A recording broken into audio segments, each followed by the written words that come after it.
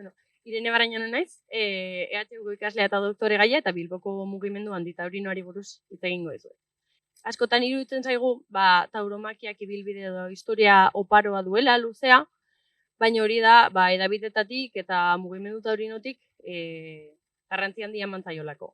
Baina egia esan, mugimendu antitaurinoaz ez da ia ezer esan, baina, klaro, tauromakia existitzen denetik, erresistentzia batzuk existitu izan dira, eta beraz, mugimendu antitaurinoa tauromakia bezain zarra da.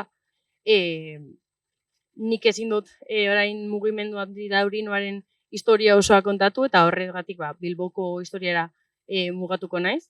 Eta horrez gain iruditzen zait, seguru asko agian, ez duzuela ezagutuko naiz eta Bilbokoak izan, baliteke Bilboko mugimendu antitaurinoaren historia ez ezagutzea, edabideek ez diotelako ia koberturarik eman, eta beste alde batetik, iruditzen zait Bilbon bi mugimenduren historiaren zati garrantzitsu bat finkatu zala. Eta mugimendu horiek dira mugimendu antitaurinoa eta mugimendu antiespezista. Eta gainera eskutik egin dute bidearen parte hori. Baina hasiko naiz kontatzen.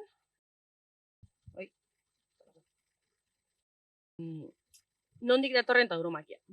Oso labur. Tauromakia erromatar garaitik dator, gladiadore jokoetatik. Gladiadore jokoak joko hitza oso inusentea da, baina joko honetan animalia asko hiltzen ziren. Bai pertsonak, bai hartzak, txakurrak, zaldiak, zezenak, oso basatiak ziren. De hecho, saiatzen gara zezen plaza bat eta koliseo romano bat ezberdintzen, eske oso antzekoak dira. Horretatik datozelako.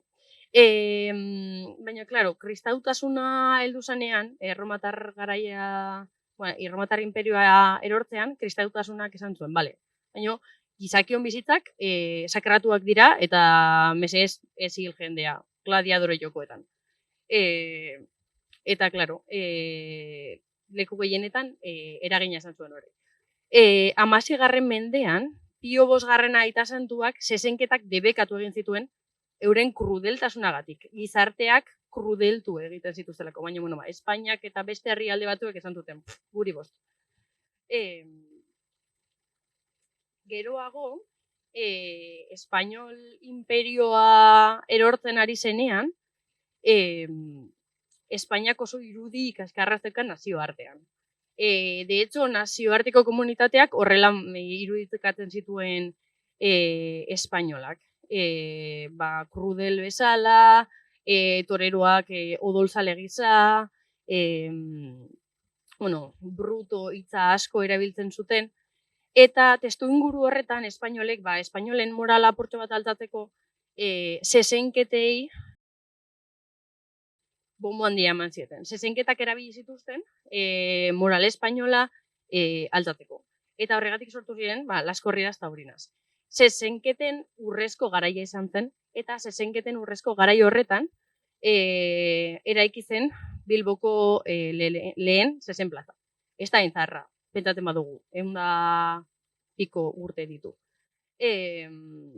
Egurrezkoa zen, eta zu hartu zuen, 100 urte baino lehenago.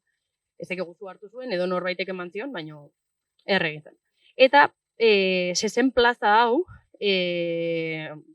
zezen plaza honetan, zezenketa asko eta asko egin ziren, corridas patrióticas para levantar el imperio español que se estaba cayendo. Miguel de Unamuno filosofoa bizitatu zuen plaza hori. Miguel de Unamuno bilbotar idazle eta filosofo antitaurinoa izan zen, eta bera antitaurinoa zen, baino ez zoilik zezenek krudelkeriarik ez sufritzeko, aipatzen du, pobres toros, baino batez ere, antitaurinoa zen, gizarteak krudeldu egiten zituelako tauromakiak. Taurino batzuek esaten dute taurinoa zela. Eta horregatik ikerketa apurtxo bat egin dut, eta testu batzuk adibidez, hau, apurtxo bat nasgarriak dira. Gizartea kritikatzen du zezenketen krudelkeria aipatuta. Baina adibidez beste testu honek argi uzten du ditaurinoa zala. Torero batek antza gutun bat idate zion, eta hau da Unamunoren erantzuna. Eta honetan argudio antitaurino asko ematen ditu, eta irakurtzera animatzen zaituztet, oso erraz irakurtzen dalako, eta gaina nahiko barregarritua da. Unamuno, 1926 urtean hil zan, antza istripuz, falangista baten bizitan. Eta Unamuno hil eta 3 urte pasazien horretan, hau da, gerra zibilean, 17 jaialdi tauromakiko egin ziren biztalearren. Ziren 10 zezenketa, 6 nobilada eta jaialdi benefiko bat. Jaialdi benefiko asko egiten ziren garai horretan, Frankoren aldekoek propaganda patriotikoa egiteko erabiltzen zituztelako zezenketak. Esaten zuten, gerrako zairituentzat diruat biltzeko zela, eta ez dakigu, baliteke horrela izatea, ez dakigu. Baino batez ere propaganda patriotikoa egiteko erabili zituzten. Datu bitxia da, baino 1929tik, hau da, frankismo osoan zehar, 14 urtez berako gazteek, 60 plazetarako zarrera debekatuta izan zuten. 29. urtean, aurrak antitaurinizatzeko legea egintzen, eta hain zuzen ere izan zen, krudelak iruditzen zaizkielako, eta ez zituztelako aurrak krudeldu nahi. Baina 1980ko hamarkadan, Corcuera barne ministro sozialistak legea berriz aldatu zuen, eta orain autonomia erkidego bakoitzak erabaki aldu, ea aurrak zezen platerzetan sartu aldiren edo ez.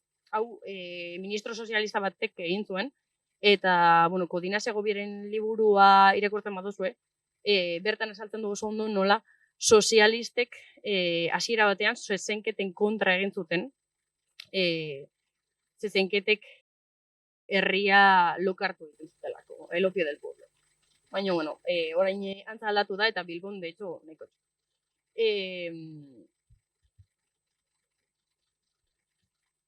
Testu inguru honetan, 80ko hamarkadan, hasi zen, egungo mugimendu antitaurinoaren indar berritzea, frankismo ostean, transizio garaian, talde txikitxo batekin. Grupo de defensa animaltan talde hori, ezkerraldea inguruan, Bilbo inguruan mugitzen zen, eta beraiek deitu zuten lehenengo manifestazio antitaurinoa biztanlearen aurrean. Manifestazio honek 300 bat manifestari bildu zituen, Valladolidetik etorri ziren, Valentziatik etorri ziren, baino, egia esan, manifestazioa deitu zutenek, nabaritu zuten medioen kobertura eskastxua. Adibidez, albiste hau atera zen, baino asko ez ziren atera. Eta orduan mediotara jo zuten. Esatera, oie, zergatik ez duzue gehiago kubritu gure manifestazioa. Eta mediok erantzun zieten, bale? Nahi baduzue edabide gehiago izatea, egin zehose ikusgarri, egin zehose legez kanpokoa, eta aterako zaituztegu gehiago mediotan. Eta orduan talde honek apuntatu zuen, eta horren urtean, ekintza zuzenera jotu. Ekintza zuzen honetan, 88. urtean, protagonista bat dugu, ekintza zuzena egin zuena, Litri toreatzailearen furgonetari margogorria botazion, eta hemen dugu, bueno, gaur egun, ekintza honen protagonista Gaizka Pozero dugu, eta bere testigantza entzungo dugu. Labur-laburtsua da, eta, bueno, politeru zait, zuek lehen eskuz entzutea. Oi.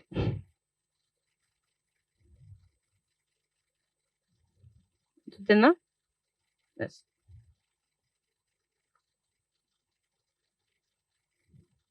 Ez dakit nola egin entzuteko. Bueno, bestela nik kontatuko dituet. De hecho, hemen daukagu protagonista, baino ezin gara nesasko luzatu, gero erantzunen txandan ingo du.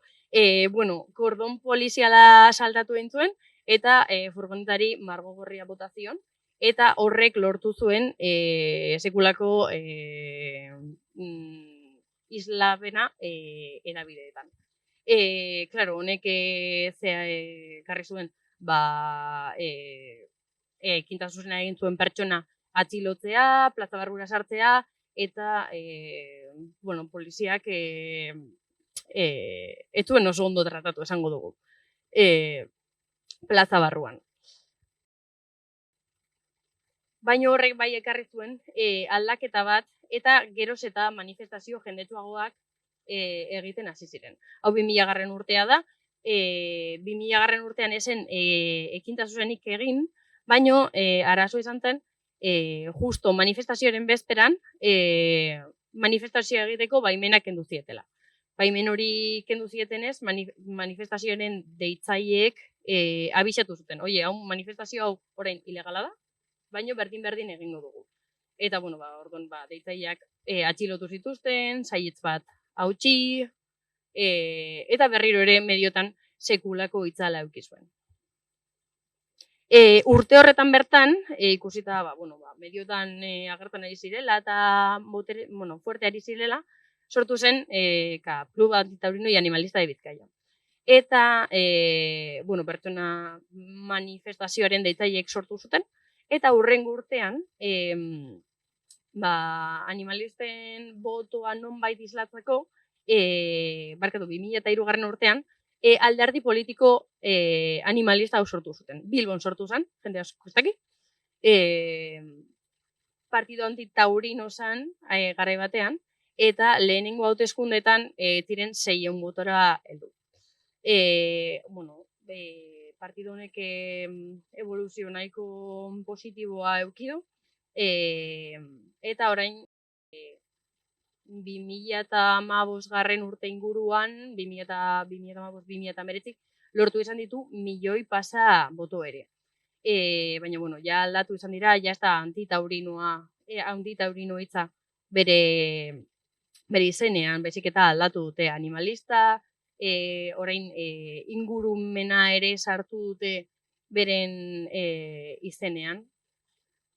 Eta, Bilbon, bi kolektibonez gain kolektibo gehiago izan dira, adibidez, ekintza gehiago ere izan dira, adibidez, ekintza honetan 2010ean 125 pertsonek parte hartu zuten, zezen handi baten irudikapen egiten, eta beste, ekintza hau Anima Naturalista Kasi Internazionalak antolatu zuten beste talde batzuekin batera, eta beste ekintza batzuk ere egin izan dira.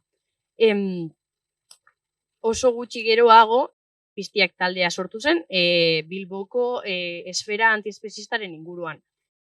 Hurrengo urtean, konpartsa bihurtu zen, eta talde honek oraindik dirau, eta Bilboko jaien antolakuntzan lan egiten du. Orduan, jai giroko antolakuntzan lan egiten duenez, eta gainera, beste aldetik, animalien defentzan lan egiten duenez, noski, tauromakiaren inguruan lantzo batzuk egin ditu, manifestazioak, eta beste aldarrikapen batzuk.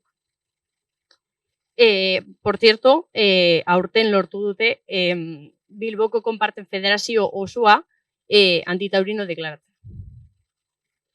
Hauek beste manifestazio batzuk dira, urtetan zehar Bilbon egin direnak. Eta 2019 urtera, eltzen gara, urte hau mugarria izan zen, zeren udalak lizitazio bat atera zuen Bilboko zezen plaza kudeatzeko. Lizitatzaile bakarra BMF Toros ganadutegia izan zen, eta akordionen bitartez 230.000 euro ordainduko dizkio urtero udalari, zezenketak eta bestelako gauzak zezen plazan antolatzen truke. akordio horren ondorioz behartuta daude urtean, ez dakitzen bat zezen hiltzera, oraingoz 105 zezen hil dituzte ja. Eta ez egiten ez badugu gutxi, lizitazio hori amaitzen ez bada, gutxienez 528 zezen gehiago hilko dituzte, gutxienez. Eta, badakigu tauromakia Bilbon duen evoluzioa ikusita ez dela oso errentagarria. Eta aipatutako KAP taldeak, Klub Antitaurinoak, 2000 urtean sortu zen horrek, ikusi zuen lizitazio hau etzela errentagarria izango. Eta horregatik lizitazio horren kontra egin zuen, baino bide juridikotik. Epaiketetara jo zuten, esateko lizitazio hau ezin dugu aurrera eraman. Kontua da, epaiketa galdu zuela, eta epaiketa galdu zuenez, 26.000 euroko izuna jarri ziotela, eta KAP desagertu behar izan. Orduan, 22 urtez, aritu da 2000 urtetik 2022 urtera, abuztuko manifestazio antitaurino hori antolatzen, baino, izun honen arira, desagertu behar izan da, eta, orduztik, beste kolektibo batzuek hartu izan dute, manifestazio hori antolatzen ardura. De hecho, hemen dago titularra, nola desagertu da KAP taldea, 22 urteren ondorez. Eta hori ikusita, 2023 urtean, animalista kolektiboak ikusizun bale. Zezenketen ari da zehoz egin behar dugu. Eta gainera, hasi dira, taurinoak, ekainetik zezenketa gehiago egiten. Iban Fandino toriatzailea izen, eta memorial bat egiten diote urtero orain, antza, ekainetik. Orduan, zezenak torturatzen dira urtero plazan ekainetik. Orduan, 2023an hasi zuten La Última Embestida kanpaina. Manifestazio batekin, eta guzti. Hau da mugimendu antitaurinoaz orain arte duguna, eta lorpentxo batzuk ikusi ditu mugimenduak. Batez ere 2023an nabariak izan dira, lehen aldiz, betidanik zezenketak, Bilboko zezenketak betidanik telebistan eman dira, eta aurten lehen aldiz ez dira eman. Gainera, aurten ikusita zezenketek ez dutela publiko askorik, zezenketa egun bat kendu dute. Horrek esan nahi du, 8 egun bakarrik egin dituztela, eta horrek esan nahi du, 6 zezen salbatzen direla urtero. Gainera, orain arte udalak sarrerak erosten zituen oparitzeko. Eta aurten beraiek esan da, ez dute egin. Gainera, Bilboko udal musika banda betidanik joan izan da zezenketetara, eta aurten ez da gertatu, eta taurinoak kexatu dira. Eta azkenik, zezenketak beti izan dira aste nagusiko programazio ofizialean, eta aurten ja ez dira. Eta gainera, gizarteak erantzun egin du. Kartel guztiak agertu dira margoztu. Eta, orain ja Bilbotik aterako gara, ekimen hau ez da Bilbo mailakoa, baizik eta estatu mailakoa, eta orain ekimen honek bilatzen duena da tauromakiari babes konstituzionala kentzea. Izan ere, oso zaila da hiri batean tauromakia abolitzea 2013 urtetik babes konstituzionala duela. Eta orduan orain agertu den ekimen honek bilatzen du 500.000 sinadura bilatzea 9 hilabetetan, eta hori lortzen bada, teorian, tauromakiari babes konstituzionala kenduko zaio, 9 urtez babestuta egon ostean. Eta, asko zerrazagoa izango da orduan, hiri batetik edo zezen plaza batetik Bilbon dugunaren moduko lizitazioak kentzea.